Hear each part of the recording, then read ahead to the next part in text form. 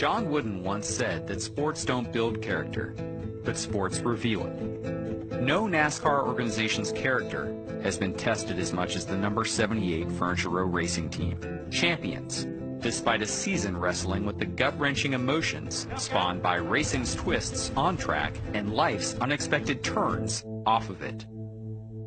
Let's start with their unconventional inception. It's an odd one.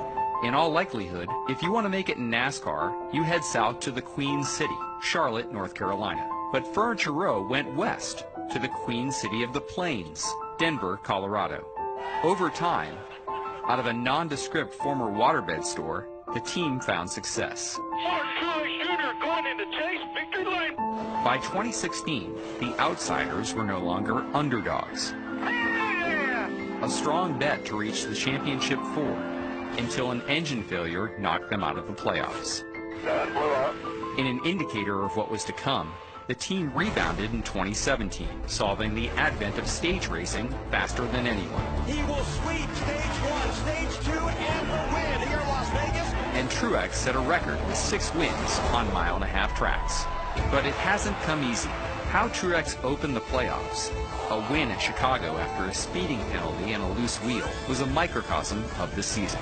Furniture Row lost 2 pit crew members to suspension after Truex and Kyle Busch tangled for the lead at the Brickyard. 2 weeks later, Truex was in victory lane at Watkins Glen, where crew chief Cole Pern was still absorbing the loss of childhood best friend Jacob Damon, who died suddenly from a bacterial infection, leaving behind a young family. About the worst week of my life so far, and to be able to win this for you, Jake, is just unbelievable. I know everybody in Strathroy is back home watching, and I can't wait to get home tonight and see everybody, and it's going to be a tough week, but at least we'll all be together.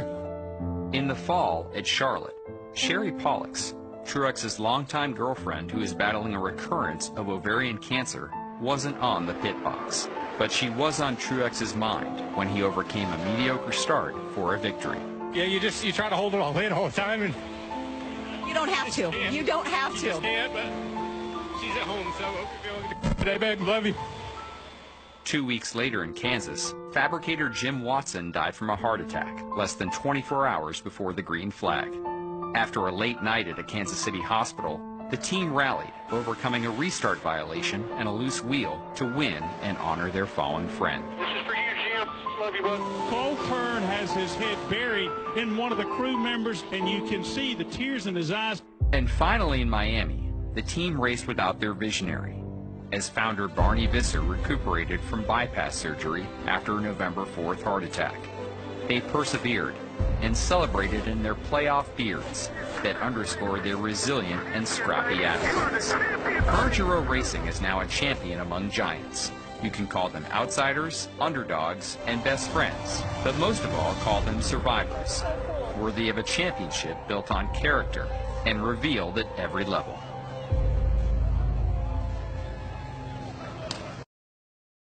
Martin Truex Jr., 12 years in the Cup Series, and his roller coaster career is finally reaching the peak, putting an exclamation point on a near perfect season. Martin Truex Jr. is the Monster Energy NASCAR Cup Series champion.